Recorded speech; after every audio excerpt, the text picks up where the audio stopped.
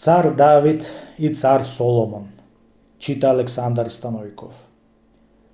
Кога царувал Давид, често го држал Соломона сина си покрај него, за да слуша како се судит и тој да се учит.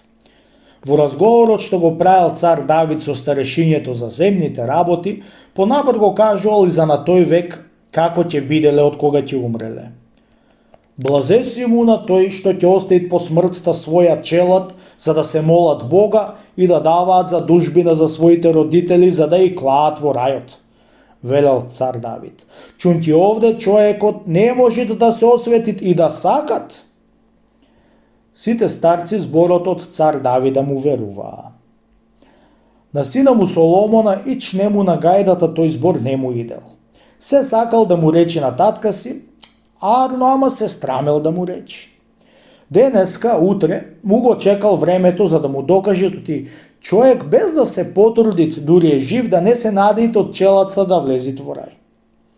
Татко бре, му рекол Соломон на цар Давида кога го нашол на еден голем ќеф, ќе те молам нешто, ама сопрво такса и ми се оти ќе ми го даиш да после да ти го сакам. Царството ти го давам, синко, му рекол цар Давид, ако го сакаш. И назад зборот не ти го враќам, дури толку јас тебе те милувам, така да знаеш. Право што е право, татко, му рекол Соломон, 3 дни сакам да ме клаиш на столот да поцарувам, да после и да умрам да не жалам. Дестур имаш, демек слобода имаш, му рекол цар Давид, од мене, синко Соломоне, не 3 дни да царуваш, ами 30 дни. Стана просто Соломон и му се поклони на татка си, та му бакнал рака и седнал на столот да царуват.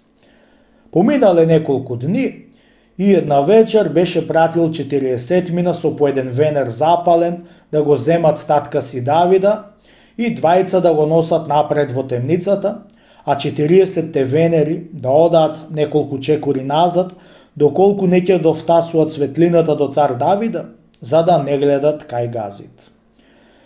При се тој што ќе сакат венерите да му светат пред него, венерджиите да не го слушаат, а тие што ќе го носат брзо да го носат.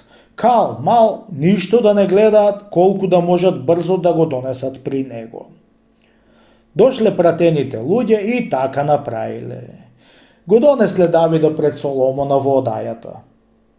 Што така си се избацал си ово кал, бре татко? Слуги, викнал Соломон, брго донесете вода да го очистите, татка.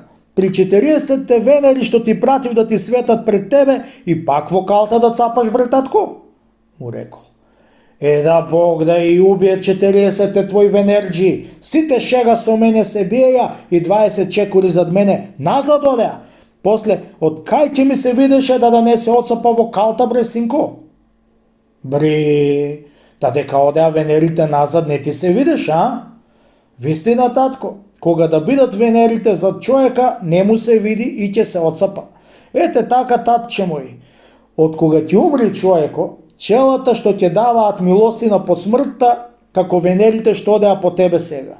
Тоа што ќе даиш со рака, тоа ќе ти се најде и пред Бога, и како ќе си постелиш на овој век, така ќе си седниш и на тој век. Чуден урнек ми кажа, синко, му рече цар Давид. За секого кој да чуе да се покаи дури е жив, а не да чека по смртта, како што велев јас.